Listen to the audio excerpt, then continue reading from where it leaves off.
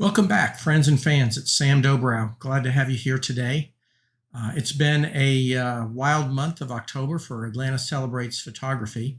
I've had a chance to have numerous artist talks, which have been archived on my YouTube channel, which is youtube.com/Sam Dobrow. I hope you'll look back at the ones you missed and find some very interesting content there.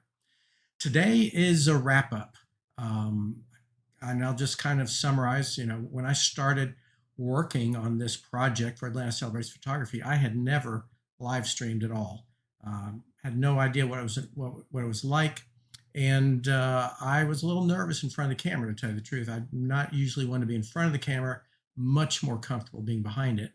But throughout the month, I've become a little bit more comfortable being on the front side of the camera. And today I'm going to walk everyone through my website so they can find a variety of the artwork that I've talked about, and also show you where you can find out more information about me, the methods and the materials that I use to produce the artwork. So I hope you'll follow along with me, and if there's anything you're interested in, there is a whole lot of artwork that's on my site that I did not cover. And some of it, because it's 18 plus, may not fit into the standards required for YouTube broadcasting. So I may do a video on that and just load it from my website, and you'll have to just come to the website to get those talks. And let's see if we can get started. Okay, this is samdobrowphotography.com. It's the home page.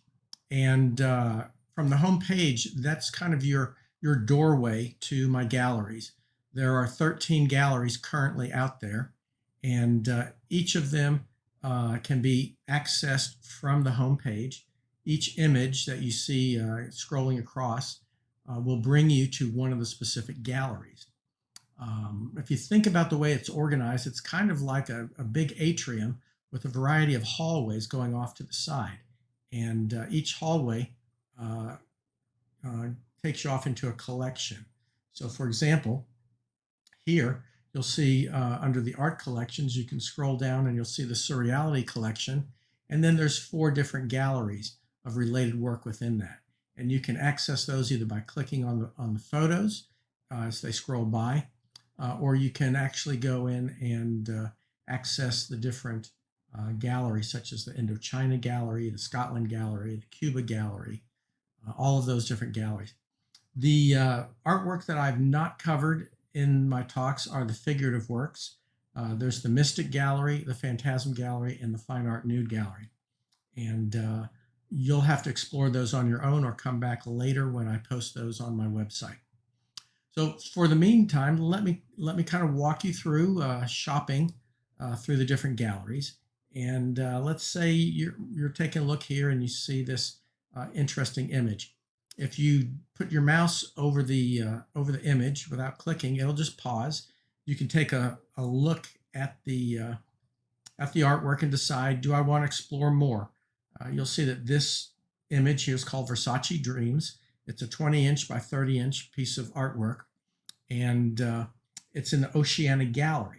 There's a little bit of information about the Oceana Gallery, and let's say you want to explore that. So all you have to do is just click on it and give it a second, and it will load up the Oceana Gallery.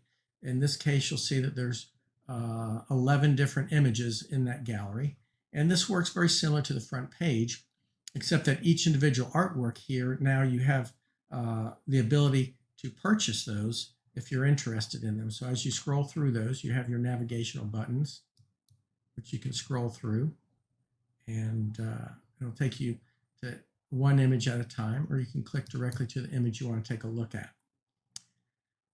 As long as your mouse is not over the image, it will scroll by itself, and you can walk through the gallery. And you'll recognize these. These are the Oceana collection that I spoke about earlier. Let's say you wanted to pick that you thought this one would be a great one to add to your collection. This is the Extraordinary Rendition at McAlpine. It's a 20 by 30 inch print on acrylic glass, and all you have to do is click Add to the Cart. And the beautiful part about this is your shopping cart will be formed at the bottom of the screen. You'll see it's been added in there, and you can continue navigating around the website to see anything else you might be interested in, and possibly make more than one purchase. You have the breadcrumbs up here. This shows you where you are in the gallery. So we entered from the atrium and we went into the Surreality gallery. You can always back up by clicking on any one of these, or you can go back up to the Art Collections tab. And in this case, let's say we want to go over to the Place Collections and we want to look at the Scotland gallery. So we can use this menu system just to jump right over there, take a look at some of the images from Scotland, and again, scrolling through those. And we've run across this Eileen Donan Castle. This is a 30 by 45 inch work of art that is on acrylic glass, and it's available for $44.89. We can pick that up by just adding it to the cart, and it will appear again in the bottom of the cart down here. Very efficient, just carries you right around wherever you go. If you change your mind, you can easily delete those from the cart and keep looking. We have some other items out here that may be of interest to you as well. I have collector portfolios, which has recently been added to my collection. A collector portfolio is described here. It's a portfolio of chromogenic prints, or C prints, and it's put together in this beautiful Pina Zangaro binder, which is probably one of the highest quality presentations. And each print is enclosed in a cellophane envelope. It's an archival material, crystal clear, so you can enjoy the prints without having to worry about fingerprint damage. And you get a whole collection of these for the price of maybe a single piece that you might hang on your wall. So for the collectors who really like to get, a body of work from a collector, this is a way to do it, and you don't have to make a commitment to an entire room to put, half a dozen or a dozen pieces of artwork up on the wall. Each of my certified limited edition works of art comes with a certificate of authenticity, and so does the portfolio. This portfolio will list the individual prints in it. There's the serialized number. This is the key that really identifies the authenticity of a limited edition. And each of the works of art will have a certificate of authenticity with a serialized number on it. And I'll go over and give you a little closer look at what that's about. Well, under serialized artwork, under the About tab, this will explain a little bit more about my certificates of authenticity right here, and feel free to check that out, and you'll see that that's really a key thing. The serial number here represents the sequence of which I have certified a specific piece of art that has been produced for sale. It's not like an edition number, it's a serialization number, and each of these stickers that are created have a holographic emblem on it, and the serial number is pasted both on the certificate of authenticity as well as on the artwork itself. So both of these serial numbers have to match up. They're attached with permanent glue and would be very difficult to replicate or falsify. What else do we have here today? Oh, I can talk to you a little bit about the fine art photographic media. There's a variety of media that I use. This goes into more detail, but one of the key things to think about is a chromogenic or a giclée print. The main difference between these two is the process. A chromogenic print is produced on light-sensitive photographic paper. It comes from a digital source, and it produces the most realistic, photorealistic images with a just amazingly beautiful gamut and very smooth color transitions. I like these for the smaller works, particularly in the portfolios that are out there. They're really just your true photographic print. Now, the giclée prints are a very high quality process as well for fine art prints and larger works. The C prints are limited by the size of the machinery that can produce them. The giclée prints can get up to about 60 inches by 90 inches, and that's a pretty good size format. I use that format when I'm doing my large scale prints that I'm especially, and also the ones that will be mounted, face mounted to the acrylic. When they're printed on a metallic paper, it's not as reflective as aluminum foil. It's white, but it has this kind of reflective quality. And once it's printed on that paper, it's almost like it's backlit. The colors just seem to really pop out. And for a lot of my highly saturated images, high contrast night shots, the surreal works, the giclée print on metallic paper cannot be beat. And then you pop it onto the acrylic glass, and it just is amazing with the depth. And so a lot of the process in really creating some of my works of art is what is the appropriate process for this particular work of art.